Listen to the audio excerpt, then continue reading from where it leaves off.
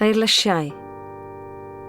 Gwyn, gwyn yw'r gynnar dorf ar lawr y glyn.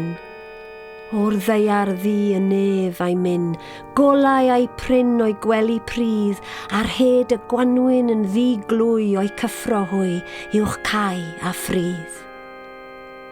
Pyr, pyr, wynebau perl y cyntaf fflir, ei gwyleuddra, fel y dir i oddau cur a ryddiau cain, i arwain cyn y tywydd braf, ymdrech yr haf, mae dewrach rhain.